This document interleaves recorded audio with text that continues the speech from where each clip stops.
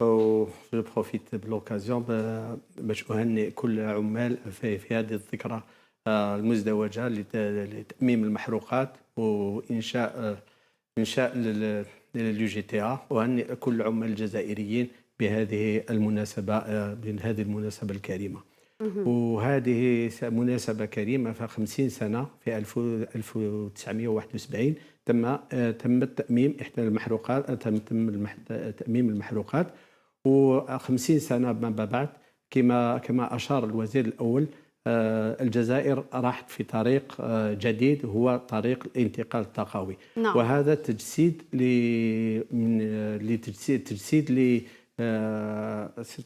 l'un des engagements du président de la République, l'un des objectifs des engagements du président de la République, à savoir l'engagement 21, qui consacre la transition énergétique et les énergies renouvelables comme une des priorités nationales. طيب سيد دالي كمال، نتحدث عن الذكرى ال50 لتأميم المحروقات وبسط السيادة الجزائرية على كل مواردها. لو نتحدث كيف تقيم مسار الاستغلال الطاقوي في الجزائر ومسار استغلال الطاقات المتجددة في الجزائر؟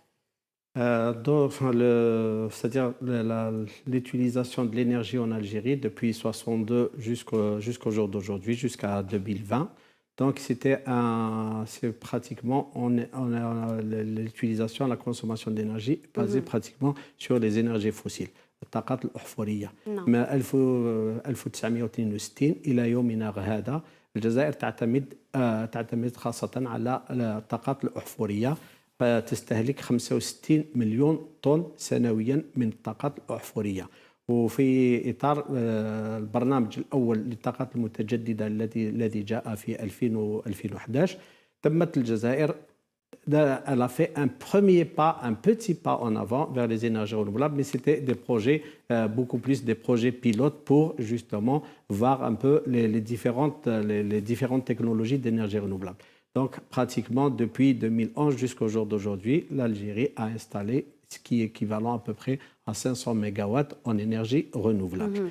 Donc, à partir de 2020, de juin 2023, plus exactement le 23 juin 2020, donc le président de la République a décidé de créer un ministère qui est chargé de la transition énergétique et des énergies renouvelables, justement pour donner un peu plus de consistance à ce programme d'énergie renouvelable. Donc, quand les énergies renouvelables, la transition énergétique a été consacrée comme l'une des priorités du programme du président de la République. Donc, pour cela, il a mis à la tête de ce ministère le professeur Chitour, qui n'est pas à présenter, donc qui a consacré plus de 25 ans de sa carrière justement à lutter, c'est-à-dire pour instaurer une transition énergétique qui est basée principalement sur les économies d'énergie. On reparlera de ça, les économies des énergies et les énergies renouvelables. طيب أستاذ دالي، عندما تم تأميم المحروقات في 24 من فبراير سنة 1971 كان الهدف هو استكمال الاستقلال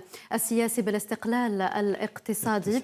نتحدث الآن عن تحدي تحقيق هذا الاستقلال الاقتصادي والتخلص من الريع النفطي، ونتحدث عن برنامج وزارة الطاقات المتجددة فيما يخص هذا الموضوع. بالطبع c'est vrai, c'était en 71 quand le président Ouali Boumedienne a nationalisé les hydrocarbures. L'objectif, c'était d'assurer une indépendance économique, après avoir assuré en 1962 l'indépendance d'une manière générale. Donc, à partir de 71, l'Algérie a fait des investissements, tout ce qui concerne les énergies fossiles. Et, alhamdoulilah, on a assuré notre indépendance énergétique depuis 1962 jusqu'au jour d'aujourd'hui. Pratiquement tous les Algériens, donc nous avons un taux de raccordement à l'électricité qui avoisine les 100%, un taux de raccordement au gaz naturel qui avoisine les 60%. 60% des ménages algériens sont raccordés au gaz naturel. Donc, on a une indépendance énergétique. Maintenant, effectivement, nous n'avons pas autant d'hydrocarbures que les années 70-80. Maintenant, on doit faire attention à ce que nous consommons. Donc, il y a une consommation. لازم نحادروا على هذه الطاقات الباقية ونخليو l'objectif في la transition énergétique نستهلكوا le moins possible باش نخليو un viatique pour les générations futures. بالحديث عن هذه النقطة سيد دالي، هناك هدر وتبذير في استهلاك الطاقة في الجزائر، كيف يمكن أن نستغل ونستهلك الطاقة في الجزائر بشكل يتماشى مع المتطلبات الحالية؟ C'est vrai. Donc la transition énergétique, elle s'est fixée 3 objectifs. Avec le ministère de la Transition énergétique et des énergies renouvelables, nous nous sommes fixés 3 objectifs à très court terme. Le premier objectif, c'est les économies d'énergie qui m'a coûté اقتصاد الطاقة والنجاعة الطاقوية.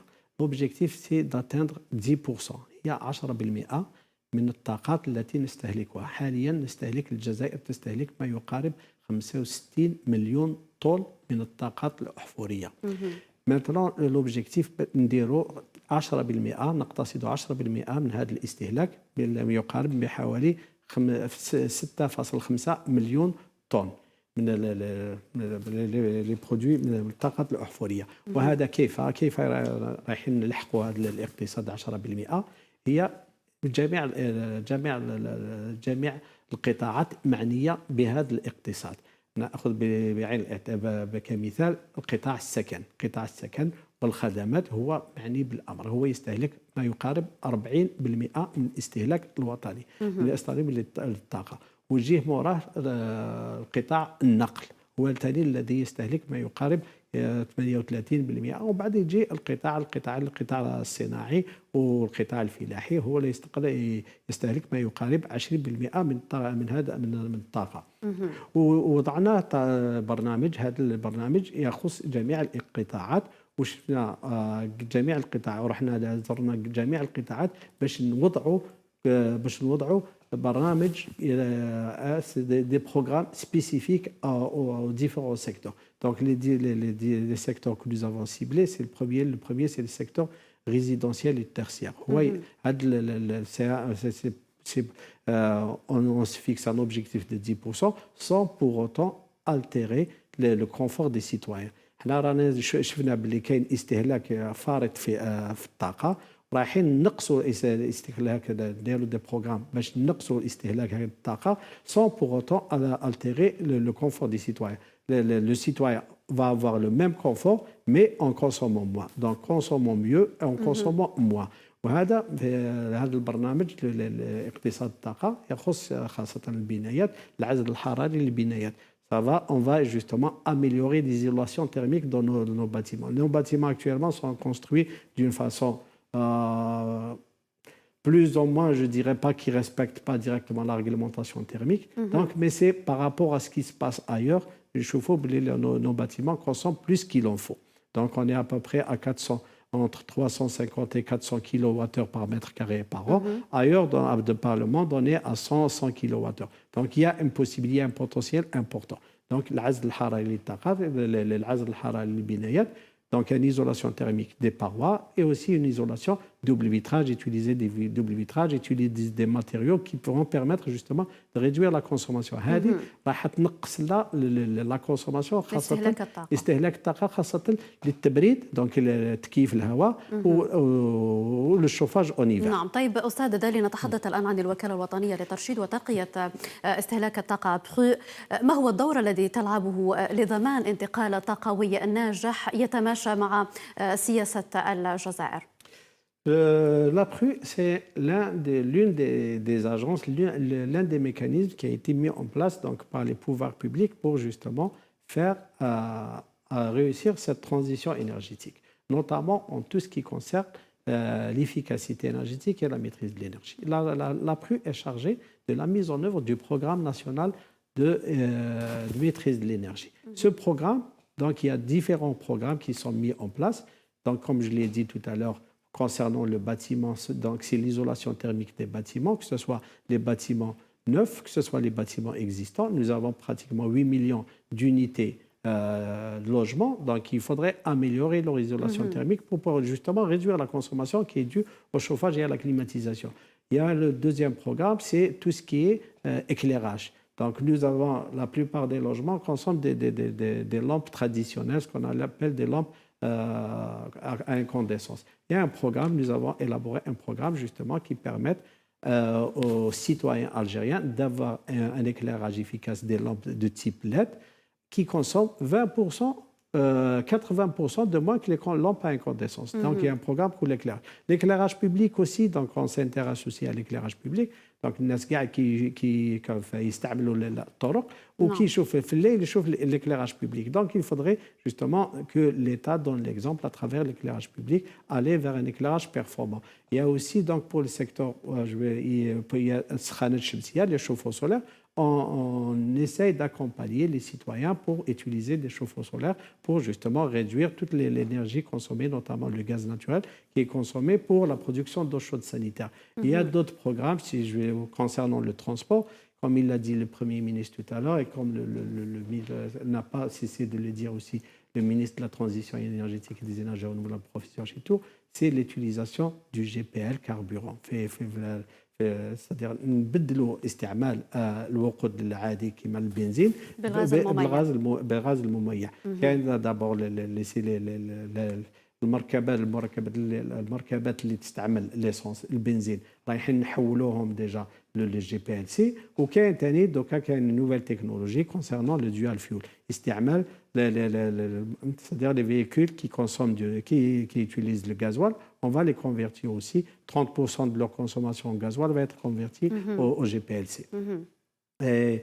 Et aussi, donc, il y a aussi donc, tout ce qui est équipement électroménager et tout ce qui est équipement électrique. Il y a un programme qui concerne l'étiquetage énergétique. طيب أستاذ دالي، نتحدث دائما عن الوكالة الوطنية لترشيد وترقية استهلاك الطاقة. كانت هناك تجديد لاتفاقية بين الوكالة وبين كذلك مؤسسة سوناتراك. هل يمكن أن تضعنا في صورة هذه الاتفاقية وما الهدف منها كذلك؟ Bon, c'est vrai, nous avons pratiquement il y a 6 mois, enfin il y a moins de 6 mois, nous avons renouvelé la convention de partenariat avec Sonatrach. Donc, en quoi consiste cette convention? C'était d'accompagner Sonatrach pour justement réduire la consommation d'énergie de ces sites industriels et aussi de sites, ces bases vie, etc. Nous accompagnons Sonatrach à travers, bien sûr, des outils que nous avons mis en place, notamment l'audit énergétique, à travers des campagnes de sensibilisation, à travers l'accompagnement à la certification ISO 50001. Donc, nous avons une panoplie d'actions et d'outils que nous mettons à la disposition de la compagnie Sonatrach pour réduire sa consommation d'énergie. Voilà en gros en quoi consiste. Donc, nous avons fait plusieurs actions avec eux et nous comptons aussi, donc le programme est en cours, est en train. طيب أستاذ ذلك آخر سؤال. الوزير الشيتور في أحد تصريحاته قال أن الجزائر تمتلك أكبر الحقول للطاقة الشمسية. هل يمكن للجزائر أن تستغل ما تملكه من حقول شمسية؟ هل لدينا الإمكانيات لذلك؟ لدينا الإمكانيات لذلك وعندنا donc pas plus loin que jeudi passé. Donc, le programme des énergies renouvelables, je vais juste dire quelques mots sur le programme des énergies renouvelables. Donc, le projet, à travers le ministère de la Transition, il s'est engagé à réaliser l'équivalent de 1000 MW par an. Donc, pour la première année, 1000 MW. Donc, pour ce faire, donc ça, c'est pour tout ce qui est des installations, des centrales qui vont produire de l'électricité à partir des énergies renouvelables. Puis, il y a un autre programme qui est destiné à l'autoconsommation. C'est pour les citoyens, les agriculteurs, ceux qui veulent justement aller pour l'utilisation des énergies renouvelables. Donc, bien sûr, il y a un accompagnement de ces parties pour instaurer, pour mettre en place ces programmes d'énergie renouvelable pour l'autoconsommation, ce qu'on appelle l'istihlak al-dhati. Il y a aussi la dernière, c'était jeudi passé, il y avait la mise en place donc une cérémonie pour l'installation, pour la concrétisation, la mise en place de la société qui va justement s'occuper des énergies renouvelables. Développement, c'est une société qui a été créée, bien sûr, avec la collaboration du ministère du secteur de l'énergie, du ministère de l'énergie. Et là, donc, c'est une société qui va prendre en charge le développement de tous les projets d'énergie renouvelable, à savoir donc l'élaboration des cahiers des charges, l'accompagnement des futurs industriels justement pour l'implémentation des centrales photovoltaïques, c'est-à-dire la discussion avec les différents secteurs, notamment le secteur des collectivités, de l'intérieur des collectivités locales, pour la réservation des assiettes de terrain pour abriter ces centrales photovoltaïques. Donc, il y a déjà cette société a été installée le jeudi passé par les deux ministères, donc à savoir le professeur Chitour et l'ex-ministre de l'Énergie, M. Attal. Donc cette société, maintenant, elle est déjà effective. Elle est composée principalement des deux grands groupes, à savoir la Sonatrach et la Sonelgaz. Et cette société aura la charge, justement, avec le ministère de la Transition énergétique, de mettre en place le programme des énergies renouvelables. Donc l'Algérie a les capacités, et surtout avec la venue du ministère de la Transition énergétique et de cette société qui sera chargée justement, à qui lui sera confié le programme des énergies renouvelables, aura justement la capacité de concrétiser réellement sur le terrain le développement du programme des énergies renouvelables. المدير العام للوكالة الوطنية لترشيد وتنقية استهلاك الطاقة بالنيابة سيد دالي كمال، شكرا جزيلا لك على حضورك معنا وعلى كل ما قدمته لنا. شكرا جزيلا لك. إذن مشاهدينا الكرام، نتوقف عند فاصل إشهاري وبعدها نواصل.